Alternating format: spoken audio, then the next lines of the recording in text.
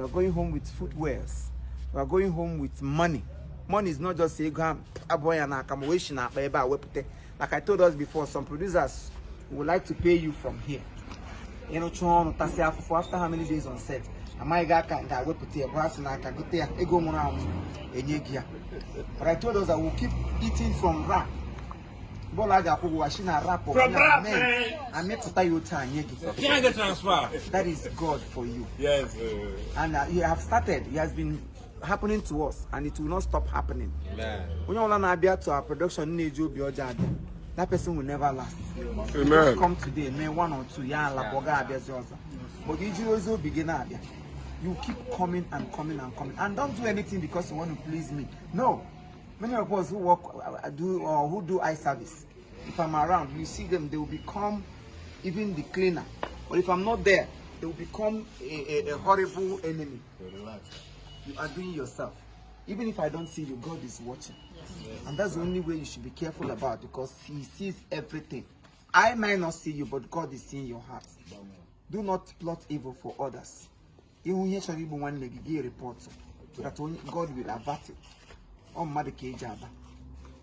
So as you are celebrating, as you are happy today, we pray that no danger will come our way. Amen. You know? You have line at Chapano Bundi by game with area. You have last me baga had on your haga had. You have not you in Hindi boom with the onion doors. The Holy Ghost fire. May God bless us in Jesus' name. Amen. Your hands are blessed. Amen. And the hands that give it will never lack. Amen. Pray for your son. From now to the end of their life, they will continue to experience what we have experienced today. Favor, favor, favor. Your children will never lack anything. In the name of Jesus. Amen. Thank you very much for the wonderful gift you have given. You have given to my family, you have given to this family. We pray that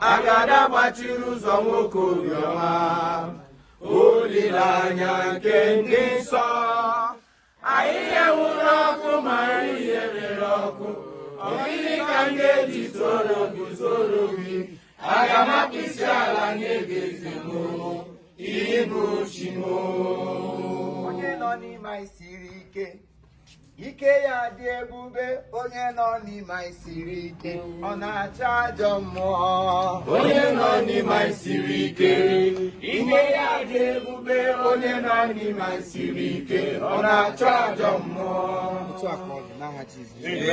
Let's go back to work. Thank you all.